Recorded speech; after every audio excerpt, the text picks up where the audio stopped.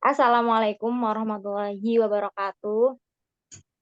Oke, baik. Kami dari kelompok 6 akan mempresentasikan hasil diskusi kami dengan judul Gegar Budaya dalam Interaksi Interpersonal dan Kelompok pada Alumni D3 Bahasa Korea Universitas Gadjah Mada saat bekerja di perusahaan Korea.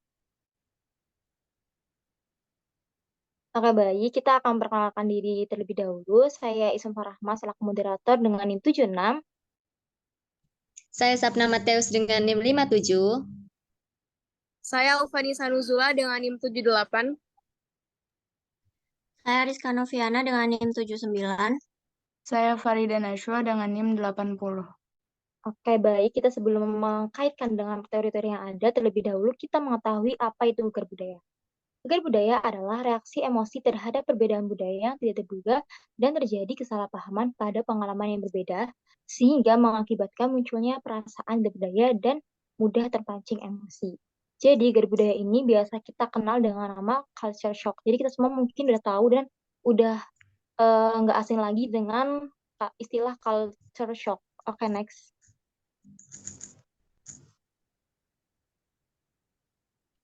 Baik, kita dari kelompok kami mengambil kasus alumni program studi di Diploma 3 Bahasa Korea Sekolah Vokasi Universitas Gadjah Mada telah menghasilkan alumni-alumni yang bekerja di perusahaan asing yaitu Korea. Para alumni tersebut tentunya menghadapi tantangan di lingkungan kerja mereka yang disebabkan oleh perbedaan kondisi, lingkungan, serta budaya dalam pekerjaan.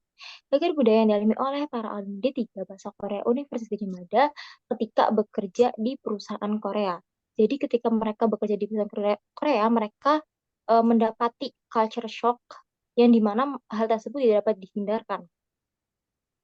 Para alumni tersebut mendapatkan culture shock karena disebabkan oleh perbedaan kondisi, lingkungan, serta budaya dalam pekerjaan. Menurut narasumber dari jurnal yang kami gunakan, setiap perusahaan Korea memiliki tingkat disiplin yang tinggi. Selain itu, pekerja tingkat menengah atas didominasi oleh pekerja asal Korea dan komunikasinya pun didominasi menggunakan bahasa Korea. Hal ini menyebabkan rasa minoritas dan terkucilkan bagi para karyawan asing yang bekerja pada perusahaan tersebut. Kebudayaan-kebudayaan tersebut yang terjadi di tempat mereka bekerja mengakibatkan mereka mengalami gegar budaya atau culture shock. Oke, baik, dilanjutkan oleh rekan saya. Jadi, gegar budaya yang dialami oleh para alumni D3 Bahasa Korea Universitas Gadjah Mada ketika bekerja di perusahaan Korea dapat dikaji lebih mendalam menggunakan teori-teori yang berakar pada konteks interpersonal message and cognitive processing, group decision making, dan organizational communication sebagai berikut. Nah, yang pertama ada simbolik interaksionisme. Teori ini menjelaskan bahwa interaksi simbolik itu bukan hanya mengenai bicara, tapi juga bahasa dan simbol yang digunakan seorang individu untuk mengantisipasi cara respon lawan bicaranya. Pada kasus ini itu dapat ditemukan pada perusahaan bos dari perusahaan Korea tersebut yang seringkali mengumpat, membentak lawan bicara, dan menjelek-jelekan hasil kerja karyawan dari perusahaan tersebut. Hal tersebut menyebabkan sebuah simbol yang negatif dan terjadinya culture shock dari pegawai perusahaan tersebut. Yang kedua ada Coordinated Management of Meaning. Jadi CMM ini menjelaskan bahwa manusia menggunakan aturan untuk berkomunikasi dan menginterpretasikan apa yang dikomunikasikan orang lain kepada kita. Jadi seorang individu itu dalam berkomunikasi memberikan pemaknaan terhadap pesan yang dikirimkan oleh lawan bicaranya, kemudian seorang individu tersebut memutuskan bagaimana cara bereaksi terhadap pesan tersebut. Pada kasus ini dapat ditemukan pada bos dari perusahaan Korea tersebut yang mengadopsi budaya Korea, yaitu taat akan kedisiplinan ke dalam perusahaan, sehingga menuntut para pekerja untuk menghasilkan pekerjaan yang sempurna.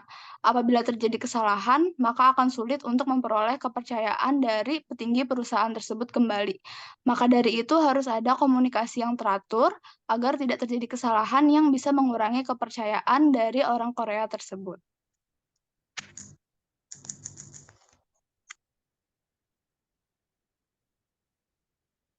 Oke, yang selanjutnya itu ada ekspektasi violation theory. Jadi di teori ini menggambarkan bahwa seseorang itu memiliki harapan terhadap jarak perilaku nonverbal orang lain.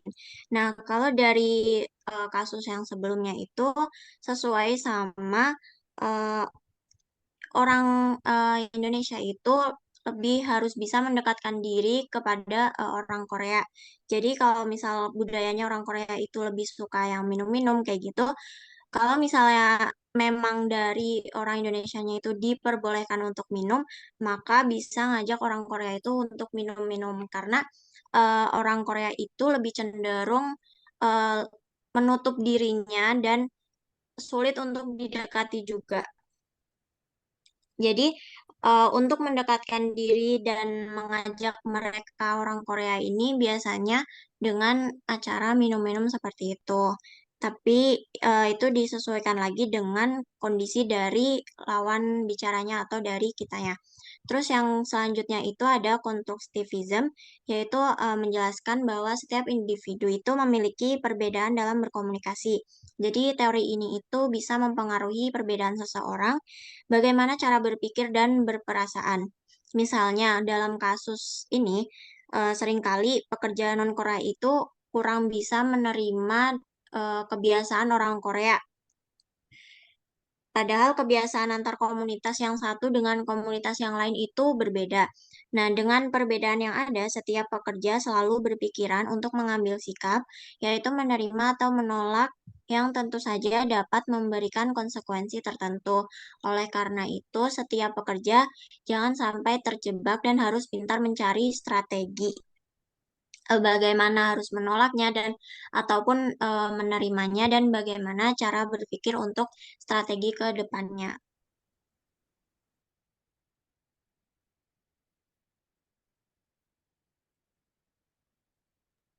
Oke.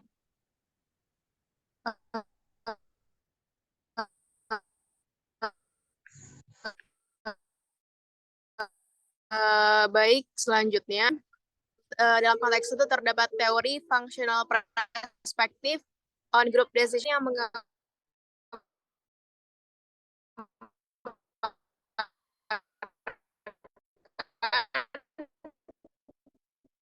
bagaimana kelompok keputusan yang dihasilkan.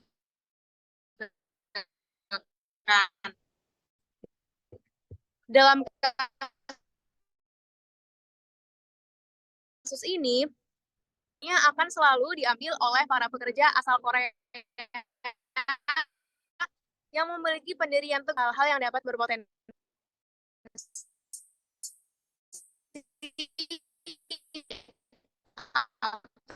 berdampak negatif pada pekerja asing, bukan bagian dari kelompoknya. Kemudian,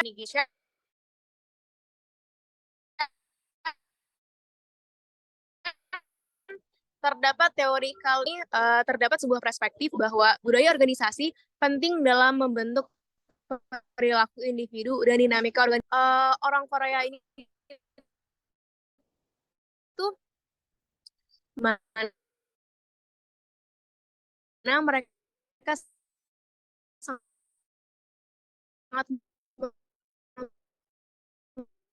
kesempurnaan dalam jadi zero mistake. Kemudian orang Korea itu sangat tidak suka diberi suatu alasan, mereka hanya menginginkan kesempurnaan dan cukup diakui saja kesalahannya dan menerima konsekuensi dari kesalahan tersebut. Orang yang telah melakukan kesalahan. Dari budaya tersebut, para alumni D3 ini tuh merasa sebuah rasa kurang percaya diri, kemudian rasa homesick, merindukan kampung halamannya, karena tekanan-tekanan yang diberikan oleh para pekerja, oleh para atasan di perusahaan Korea. Kemudian mereka pun merasa kewalahan dengan ritme kerja yang sangat cepat dan disiplin waktu yang sangat tinggi. Dan mereka juga mengalami demotivasi untuk melakukan pekerjaan. Mereka semakin tidak produktif karena lingkungan kerja mereka yang tidak mendukung. Kemudian terdapat juga critical theory of communication in organization. Jadi teori ini berfokus pada kemampuan manusia untuk mengkritisi sebuah problematika dalam organisasi atau perusahaan. Sebuah perusahaan tidak boleh hanya mengedepankan kepentingan-kepentingan korporasi saja, namun harus menyeimbangkan dengan memperhatikan kepentingan manusia atau karyawannya juga. Nah, jadi di sini para karyawan itu memiliki suara atas keadilan diri mereka dalam perusahaan tersebut. Dalam kasus ini, perusahaan Korea itu pada awal-awal pekerjaan ini berlangsung, mereka tuh menganggap remeh orang-orang asing ya. Jadi mereka tuh memberikan pekerjaan tidak sesuai dengan job desk mereka. Jadi uh, mereka tuh kayak terkesan lebih dimanfaatkan gitu. Uh, Kemudian terdapat juga kebiasaan seperti kebiasaan minum alkohol, terus kebiasaan memaki dan lain-lain yang itu tuh berdampak buruk terhadap karyawan di perusahaan tersebut. Namun dalam kasus ini para karyawan tuh tidak bisa menyuarakan keluh kesah mereka atau menyuarakan keadilan diri mereka karena mereka tuh merasa kurang power atau kurang kekuasaan untuk menyuarakan apa yang harus mereka dapatkan. Begitu. Akibat dari gegar budaya yang timbul dalam interaksi secara interpersonal maupun kelompok yang dialami oleh alumni D3 Bahasa Korea Universitas Gadjah Mada adalah sebagai berikut. Pertama, merasa kurang percaya diri. Pengalaman dan pengetahuan yang mereka miliki selama ini seolah tidak ada berguna dalam lingkungan perusahaan yang memiliki sistem yang sangat berbeda dengan di Indonesia. Yang kedua, mengalami gangguan kesehatan. Gangguan kesehatan dialami seperti demam, flu, dan diare karena belum terbiasa menghadapi perubahan aktivitas. Yang ketiga, sulit berinteraksi dengan teman sejawat dan orang baru. Mereka sulit untuk berbaur dengan orang Korea karena rasa percaya diri yang kurang dan lingkungan budaya yang berbeda. Hal ini menyebabkan mereka kurang mampu untuk mengembangkan potensi atau mengekspresikan diri. Yang keempat, kurangnya produktivitas dan kreativitas. Mereka seringkali merasa kesulitan dalam beradaptasi dengan lingkungan baru, sehingga menyebabkan mereka kurang mampu mengeksplor diri dan melakukan aktivitas lainnya. Yang terakhir, ada mengalami sikap inferior. Mereka menganggap diri mereka tidak memiliki nilai guna dan merasa sangat buruk apabila terjadi sesuatu yang menimpa mereka.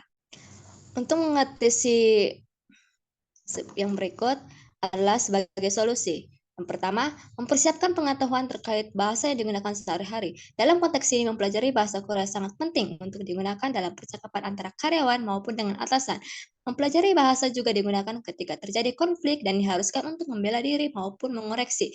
Yang kedua, mengetahui serta mempelajari latar belakang sehingga seorang pekerja menjadi tahu apa tujuan dari perusahaan. Dengan ini, gegar budaya dapat diminimalisir. Yang ketiga, menyiapkan mental dengan baik ketika memasuki dunia kerja. Hal tersebut bisa dilakukan dengan mempelajari kedisiplinan orang Korea sehingga gegar budaya dapat diminimalisir. Dan terakhir ada mengetahui dan memantau perkembangan sosial negara, sehingga hal tersebut bisa menjadi topik pembicaraan dengan pekerja setempat. Baik, yang selanjutnya adalah kesimpulan.